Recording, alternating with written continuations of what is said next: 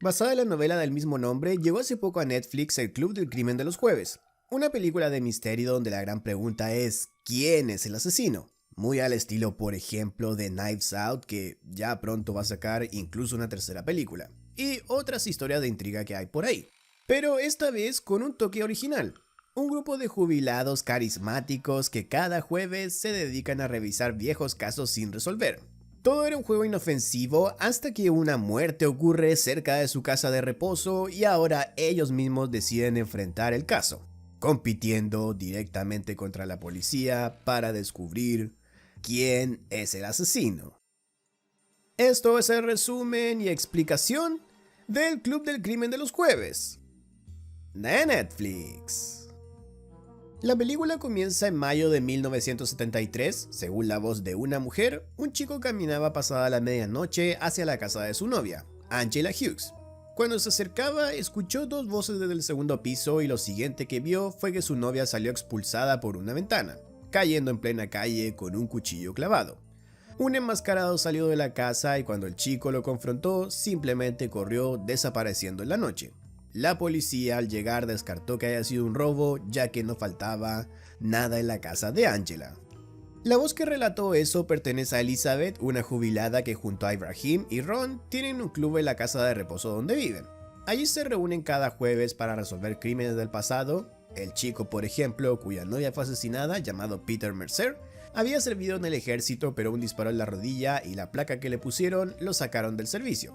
Elizabeth explica que la chica murió por las puñaladas, no por la caída, y sugiere que el club necesita a alguien con conocimientos médicos, ya que le parece extraño que alguien se desangre tan rápido.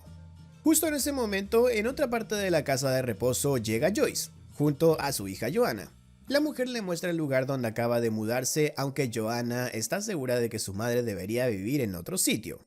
Ya instalada, Joyce, quien fue enfermera, es abordada por Elizabeth, Ibrahim y Ron, y ellos le preguntan si una mujer como Angela Hughes podría haber sobrevivido a una herida de cuchillo como la que tuvo. Y con los datos que le dan, Joyce responde que sí. Y entonces, el Club del Crimen de los Jueves la invita a su próxima reunión. En otra escena aparte, conocemos a Ian Bentham, uno de los dueños de Cooper Chase, el hogar de retiro en el que estábamos. Él se entera que se le podría venir un divorcio que amenaza con dejarlo en problemas económicos, así que adelantándose a eso, Ian quiere demoler gran parte del hogar de retiro para construir edificios de lujo. Y para eso se reúne con Bogdan, un inmigrante polaco que trabajaba para él, a quien le ordena empezar por limpiar el cementerio de la zona, el lugar donde menos gente anda y así menos se darán cuenta, aunque sea sin permiso. Según Ian, al final de cuentas es mejor pedir perdón que pedir permiso. Pero Bogdan le advierte de un obstáculo no menor: Tony Curran, copropietario de Cooper Chase y sobrino de una residente, quien seguramente se opondrá a destruir el lugar donde vive su tía. En Cooper's Chase, ya listos para una nueva reunión del club, los miembros se topan con el famoso Tony Curran, quien visitaba a su tía. Y entre conversaciones, los miembros del club le explican a Joyce la pugna que hay entre ellos dos por el lugar, Tony e Ian. En la primera reunión oficial de Joyce como miembro temporal, como le recuerda a Elizabeth, que se muestra un poco celosa de ella, el grupo le da más detalles del caso. Elizabeth explica que Peter fue interrogado por la muerte de Angela, pero pronto librado. Hubo una oficial de policía llamada Penny, la única mujer en el cuerpo policial en aquel entonces, que quiso volver a interrogarlo, pero todos los demás que eran hombres se negaron. Y lo más extraño, poco después Peter simplemente desapareció y nunca más se supo de él. Y cuando Joyce pregunta de dónde sacan estos casos, Elizabeth le revela que la misma Penny, esa policía que sospechaba de Peter en ese entonces, era fundadora de este club. Y de hecho vive en Cooper Chase, pero hoy está en coma, viviendo sus últimos días junto a su esposo John, quien le lee en su habitación sin saber si ella lo escucha o no. Al final del día, vemos a Elizabeth regresar a su piso donde la espera su esposo Stephen. Según ella, él era un hombre muy inteligente, pero ahora padece de problemas de memoria, con momentos en los que se desorienta y olvida lo que hace o lo que estaba diciendo completamente. Por lo mismo, él, que es un aficionado del ajedrez, suele tener una grabadora de voz siempre encendida porque mientras juega, cada movimiento lo va relatando, para después escuchar esas mismas grabaciones y estudiarlas mejorando su estrategia. Al día siguiente llega Donna, una policía que viene a dar una charla de seguridad para los jubilados, pero claro, aunque es policía, curiosamente estaciona mal su patrulla y el comité del estacionamiento le ponen una traba a la rueda. Así de implacables son en Cooper Chase. Y visto que tendrá que quedarse por aquí más de lo que esperaba, los del club la invitan a almorzar y vamos conociendo más de cada uno de ellos. Ron solía ser sindicalista, Ibrahim un psiquiatra, Joyce enfermera como sabemos, aunque también presume que su hija, que es la importante e interesante de la familia, maneja un fondo de inversión millonario. Y Elizabeth, bueno, solo suelta un sospechoso "me dedicaba a asuntos internacionales". También por ahí aparece Jason, el hijo de Ron, que resulta ser un exboxeador famoso que tras una lesión se dedicaba a saltar de programa en programa de televisión, ya sea cocinando o bailando sobre hielo, que era para lo que estaba ensayando actualmente. Cuando Donna ya se comienza a despedir de todos, los jubilados ven a Ian discutiendo a gritos con Tony. El motivo: Ian, como sabemos, quiere levantar edificios en el lugar y Tony se niega porque quiere paz para su tía. Tony les cuenta luego a los del club que según el contrato todo debe consultarse con los residentes de Cooper Chase. Así que se organiza una reunión, Ibrahim lee el contrato en voz alta, Ian confirma que sí, se debe consultar, pero su idea de una consulta es darles 10 minutos a todos para preguntar lo que quieran y luego él hace lo que se le da la gana. Porque dice que este terreno es suyo y muy democrática la cosa, ¿no? Pero el giro llega cuando Tony vuelve a su casa y la encuentra revuelta. Ve a alguien que conoce y le pregunta ¿qué haces tú aquí? Y lo siguiente que vemos es a la policía acordonando el lugar porque Tony ha sido asesinado. Joyce a la mañana siguiente escucha la noticia en su televisor y sale corriendo a reunir al club. Por fin tienen un caso real entre manos y el primer paso, claro, es conseguir a alguien dentro de la policía que les filtre información. Y ya saben perfectamente quién podría ser.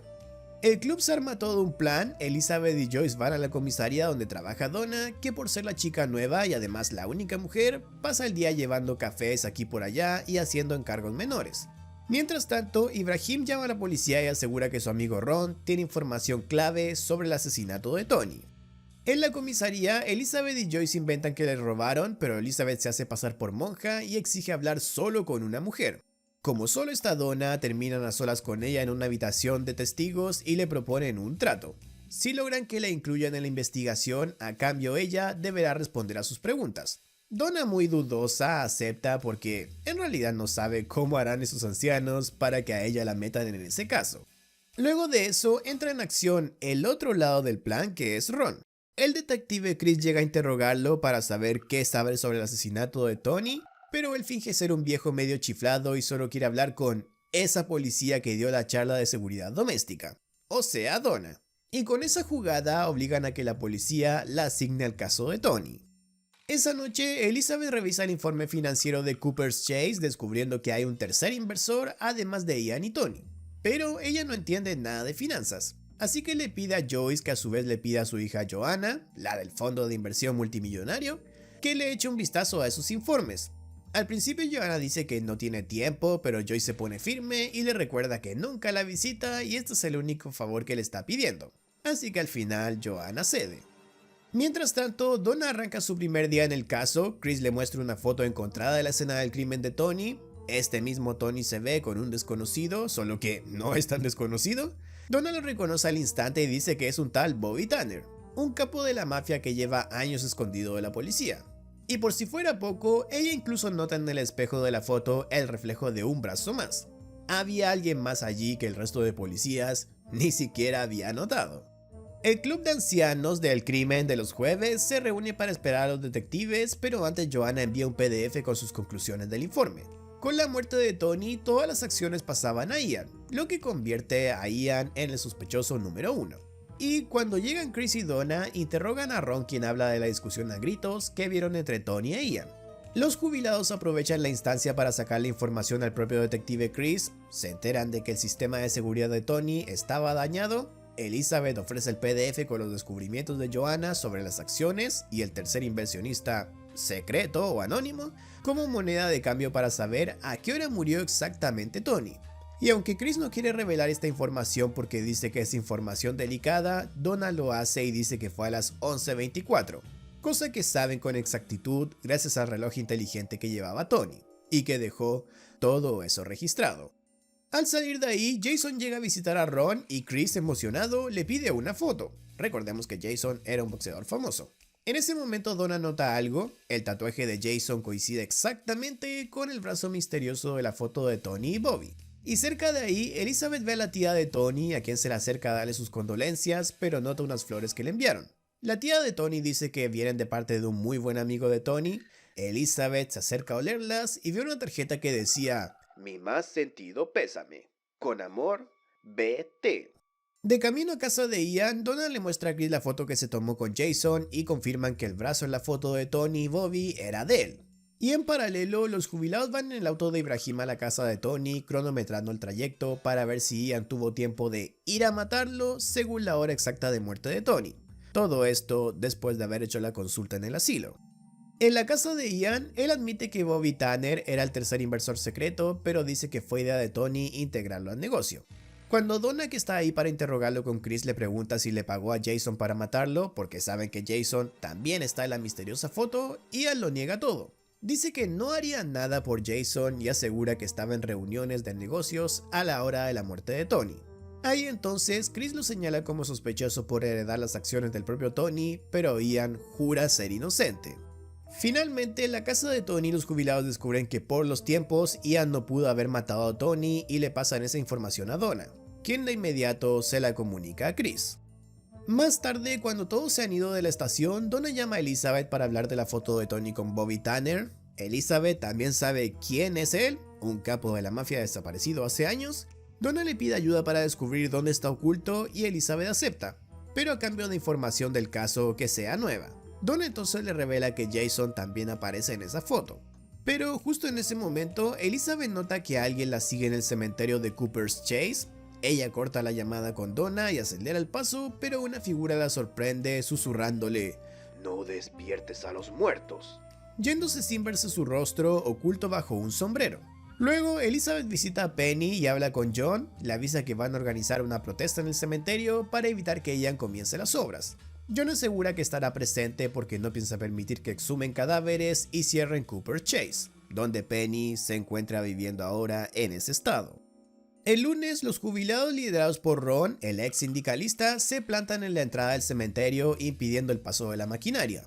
Ian, enojado, le ordena a Bogdan, el polaco, que entre por detrás y haga algunos agujeros con una pala, ya que legalmente los trabajos deben empezar hoy, y cualquier agujero por ahí y por allá sirve para eso. Bogdan obedece, pero Elizabeth lo ve y se le acerca a hablarle. Ella ve que tiene un tatuaje que dice Marina en el brazo, se presenta como si ella se llamase así, y Bogdan le revela que Marina es el nombre de su madre, a quien le envía dinero a Polonia. Ganándose su confianza, Elizabeth le pregunta directamente si él mató a Tony por encargo de Ian. Bogdan se niega rotundamente y contesta: "Puedo exhumar cadáveres, pero jamás mataría a nadie". Elizabeth regresa a la protesta justo cuando los jubilados empujan a Ian para que se retire y de pronto Ian se desploma. Joyce, que fue enfermera, lo revisa y confirma que este está muerto. Más tarde, en la reunión del club, Elizabeth revela que llamó a Donna y ella confirmó que ella murió por una sobredosis de fentanilo. Alguien le inyectó el fármaco entre todos los empujones que le estaban dando. Joyce explica que este se usa como anestésico y analgésico, pero en dosis altas es realmente letal. Eso significa que de todos los jubilados que estaban allí, cualquiera pudo ser el asesino, y eso los incluye a todos los del club. Tras aquello, Elizabeth cierra la reunión con una revelación más. Bobby Tanner, el famoso mafioso desaparecido, es el tercer inversor de Cooper's Chase, y como el contrato dice que el proyecto debe seguir adelante aunque Ian esté muerto, solo Bobby Tanner tiene el poder de detener el cierre de Cooper Chase y la construcción de edificios de lujo. Así que es a él a quien deben encontrar ahora. Cuando Elizabeth vuelve a su piso, se encuentra con una escena curiosa. Está Stephen, su esposo, jugando ajedrez, pero ¿con quién lo hace? Con Bogdan, el polaco. En privado, este le dice a Elizabeth que la policía lo interrogó para saber dónde estaba cuando Ian murió y él contestó que en el cementerio charlando con Marina. Pero ahí se dieron cuenta de que no hay ninguna Marina registrada en Cooper's Chase. Bogdan comenzó a preguntar por ahí describiéndola y dio con su piso donde encontró a Stephen. De todas formas, Bogdan le dice a Elizabeth que también vino por otra cosa. Deben reunirse esa noche en el cementerio porque tiene algo que mostrarle. Mientras tanto, Jason, en pleno ensayo de baile sobre hielo para su nuevo programa de televisión, es interrogado por Chris y Donna sobre la muerte de Tony. Y como se niega a hablar y se muestra bastante nervioso, acaba detenido por sospecha de asesinato, llamando a su padre Ron y contándole lo sucedido. En el cementerio, ya caída la noche, Bogdan pregunta por Stephen. Elizabeth le dice que él lo conoció en un buen día. Ella habla de que tiene otros días donde no recuerda nada. Bogdan cuenta que su mamá es igual, a veces ni siquiera lo reconoce a él y menciona que le encantaría ir a visitarla. Pero cuando entró a este negocio le quitaron su pasaporte supuestamente como garantía, y sin él no podía volver a Polonia de visita. Elizabeth le pregunta que él le retuvo el pasaporte y él dice que no importa y que ya lo va a resolver. Cambiando rápidamente de tema y mostrándole que en una tumba que cavó encontró que alguien puso un cadáver encima de un ataúd. Elizabeth se pregunta quién enterraría a alguien encima del ataúd de alguien más y según vemos el cadáver tiene algo brillante. Al día siguiente la policía se lleva esos huesos, pero nadie le cree a Elizabeth cuando dice que solo andaba buscando florecitas por ahí cuando encontró esos huesos. Pero le aconseja en secreto a Donna examinarlos bien. Ya de noche, Elizabeth despertada por un ruido, ella se levanta y ve una sombra moverse, saliendo de su casa. Esa sombra dejó flores con una nota que decían: última advertencia, aléjate. Y por la mañana, Donna vuelve a Cooper Chase a contarle a Elizabeth que los huesos encontrados eran de Peter Mercer, el novio de Angela Hughes, que es el antiguo caso sin resolver que ellos intentaban descifrar al inicio. Por otra parte, en la comisaría, Jason se defiende pero sigue sin ahondar en sus respuestas. Ron, Ibrahim y hasta Joyce llegan a ayudarlo y este acaba por confesar que no mató a Tony, porque en ese momento estaba nada más y nada menos con la esposa de Ian, de quien era amante. Tiene fotos en su teléfono sobre eso y ella misma lo puede confirmar. Chris se convence y frustrado porque esto lo deja de nuevo en cero, saca gritos a todos de su oficina.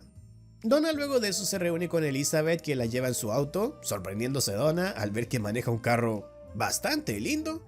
Elizabeth como si nada le dice que fue su regalo de jubilación del MI6, o sea que eso de asuntos internacionales en realidad era ser espía del servicio de inteligencia británico. Nada mal para una ancianita. Las dos acaban llegando a una florería porque Elizabeth detectó que la tarjeta de la amenaza que había recibido era igual a la de las flores de la tía de Tony, firmada con BT. Traducción: Bobby Tanner. El mafioso que todos creían había desaparecido sin dejar rastro alguno. Resulta que tal Bobby se escondía bajo el nombre de Derek, el supuesto dueño de la florería, y cuando Elizabeth lo tiene de frente le suelta la pregunta de una: ¿mató a Ian y a Tony? Pero Bobby lo niega. Eso sí, admite que las muertes le cayeron como anillo al dedo porque ahora es el único dueño de Cooper Chase, pero a su vez dice que esa ya no es una inversión que le interese y solo quiere venderlo lo más rápido posible. Justo ahí, Elizabeth le pide a Donna salir para hablar con este tipo a solas y allí se ve llegando a uno de los hombres de Bobby que dice que trae unos pasaportes de nuevos ilegales llegados a trabajar con ellos. Elizabeth escucha esto y le recuerda que esos son 25 años de cárcel asegurados, así que le propone un trato. Él desarma toda esta red de explotación de gente, vende Cooper Chase a quien ella decida a un precio justo y a cambio ella no revela que sigue vivo ni dónde se encuentra. Bobby con la espalda contra la pared acepta, pero cuando Elizabeth le pregunta quién era su socio en toda esta operación, la bomba explota. Era Tony. Sí, el mismo Tony que ya está muerto. Ellos dos, según dice Bobby, se repartían a los inmigrantes ilegales, Bobby los usaba en la florería y Tony los mandaba a trabajar a Cooper's Chase. Solo que, según Bobby, él al menos les prestaba sus pasaportes de vez en cuando para visitar a sus familias, pero Tony era un depredador del poder y nunca se los pasaba. Aquí viene un nuevo giro porque mientras Elizabeth anda atando cabos, Stephen, su esposo, se sienta a jugar ajedrez con Bogdan y le suelta la bomba. Él suele escuchar las conversaciones de Elizabeth con mucha atención o lo que ella le cuenta, y dedujo que Bogdan mató a Tony. Este se sorprende de lo inteligente que es Stephen y confirma que sí, él mató a Tony, pero dice que todo fue un accidente. Aunque en ese momento Stephen tiene estas lagunas mentales y no recuerda qué estaban hablando, aprovechando Bogdan de cambiar el tema y ofrecerle un poco más de té, levantándose a preparar otra taza justo cuando ve medicamentos cerca, tentándose en echarle al té. Elizabeth, entendiendo qué pasa, vuelve a toda velocidad en su auto y llega justo a tiempo para ayudar a Stephen pensando que Bogdan lo había envenenado. Pero por suerte Stephen sigue vivo. Donna detiene a Bogdan por sospecha de asesinato y él dice que no hay ninguna prueba. Y Stephen ni siquiera recuerda lo que le dice. Pero Elizabeth recuerda que su esposo graba sus partidas de ajedrez, entonces toma la grabadora, rebobina un poco y se escucha la confesión de Bogdan. Él mató a Tony, pero dice que fue un accidente. Elizabeth le pregunta cómo y Bogdan dice que entró a la casa de Tony a buscar su pasaporte. Tony lo encontró ahí dentro y lo atacó, y entonces Bogdan se defendió y accidentalmente lo mató. La policía se lo lleva revisando Joyce a Stephen, que está bien porque, como dice Bogdan, lo considera un amigo y jamás lo envenenaría. Unos días después, los jubilados se reúnen a ver el programa de TV de Jason patinando sobre hielo, pero mientras todos aplauden, Elizabeth se pone a revisar las fotos del caso real de Angela Hughes, y lo que ve la deja más fría que la pista misma de hielo. Sin decir mucho, ella va directo a la habitación de Penny y es aquí donde, como en un buen rompecabezas policial, las piezas faltantes empiezan a encajar, y el gran secreto sale a la luz. Resultó que en el caso de Angela Hughes, el enmascarado nunca existió. El asesino siempre fue Peter Mercer. Penny lo sabía y al no soportar que el crimen quedara impune, porque el resto de policías le creyeron su versión a Peter, ella lo buscó y lo mató. Luego, con la ayuda de John, escondieron el cadáver en el cementerio de Cooper's Chase, enterrándolo encima de un ataúd creyendo que jamás lo encontrarían ahí. Elizabeth muestra las fotos del caso y explica que se dio cuenta de esto por una mirada. Penny no miraba a Peter con sospecha, sino que con odio. Esa cara que todos quienes la conocían sabían que significaba que algo se traía entre manos. John, viéndose acorralado, confiesa la verdad, pero Elizabeth va más allá y revela que John también mató a Ian, usando el fentanilo que tenía para calmar a Penny. Su miedo era que si se iniciaban los trabajos en el cementerio, descubrirían el cuerpo de Peter. John les pide un momento a todos a solas para despedirse de Penny en privado, pero todos saben lo que eso significa. Y efectivamente, días después en el funeral vemos que John decidió morir junto a ella inyectándose fentanilo. Una trágica pero poética despedida. El club decide seguir adelante y le da la bienvenida oficial a Joyce, ya como miembro permanente, nada de temporal, entregándole un collar con las siglas TMC, que significa Thursday Murder Club, o en español el Club del Crimen de los Jueves. Joanna, su hija, les agradece a todos por la alegría de su madre y Elizabeth le propone comprar Cooper's Chase, aprovechando que Joanna maneja un fondo de inversión millonario, y Elizabeth también hizo un trato con Bob y Tanner para vender el asilo a un precio justo. Al final, cada uno encuentra su momento de felicidad en este lugar, Cooper's Chase. Elizabeth baila con Stephen, Ron disfruta un partido de fútbol con Jason y Joyce coquetea con Ibrahim, dejando claro que el Club del Crimen de los Jueves no solo resuelve casos, también une corazones. Y aunque así termina la película, hay que recordar que está basada en una novela que de hecho ya tiene una secuela, y esa se llama El Siguiente Jueves. Y viendo el éxito que ha tenido esta película, no te sorprendas si Netflix anuncia la parte 2 muy pronto. En resumen, para dejar todo en claro, Bogdan mató a Tony cuando intentaba recuperar su pasaporte, John mató a Ian para proteger el secreto de Penny, y el enigmático tercer inversor anónimo era Bobby Tanner, un mafioso que se escondió años detrás de una florería con un nombre falso. Y eso es todo amigos. Y yo ya me voy porque me siento pésimo. Estoy muy resfriado. Si te gustó este video, deja tu like, suscríbete y activa las notificaciones, únete como miembro para ver los videos antes que nadie y sígueme en redes sociales, donde te comparto noticias del cine y series todos los días. Esta semana tenemos el nuevo tráiler de The Black Phone 2, secuela de una película que ya resumí en el canal y que se estrena el próximo 16 de octubre, en los cines de todo el mundo. Y recuerda, si quieres que la próxima película sea una que tú quieras ver, déjame tu sugerencia en comentarios o envíamela a través de mis redes sociales. Nos vemos en el siguiente jueves, en el siguiente video. Un abrazo y adiós.